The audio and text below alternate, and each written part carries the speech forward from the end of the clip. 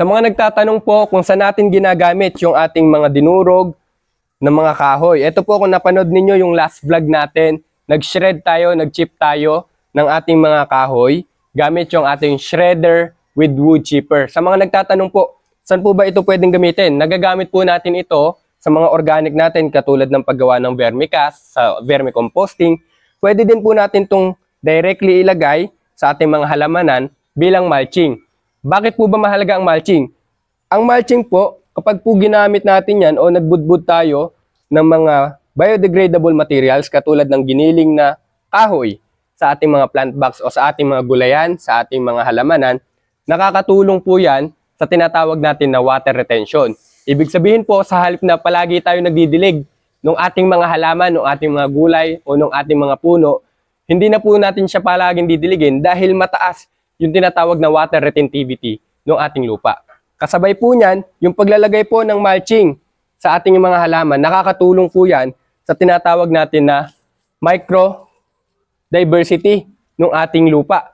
O ibig sabihin po kasi yung lupa natin, makikita po natin yan, napakarami pong mga microorganism na nabubuhay po sa ating lupa. Katulad ng mga good bacteria, ng mga nitrifying bacteria.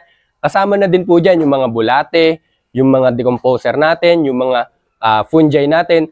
Mahalaga po yan para sa ating mga soil para balanse yung kanyang sustansya. Kapag po kasi ang lupa natin ay hindi balanse ang sustansya, walang sapat na aeration, nagiging compact po.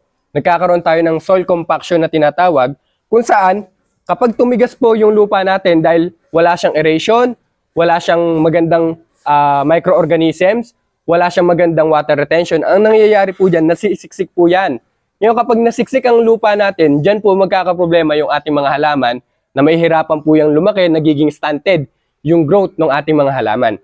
Kaya po napakaganda at napakainam na naglalagay po tayo ng ating mga mulching sa ating mga halamanan at the same time naglalagay tayo ng mga organic materials sa ating lupa.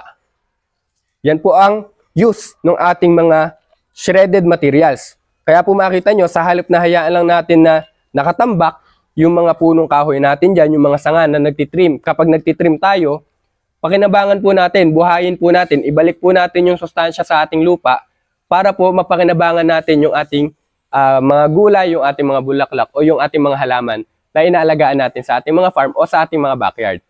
Kaya po kung may dagdag pa po kayong katanungan hinggil sa ating mga agri-processes, huwag po kayong mahiyang mag-message sa ating Facebook page. Yan po, ito po ulit yung ating mulching, organic mulching po ang tawag natin dito.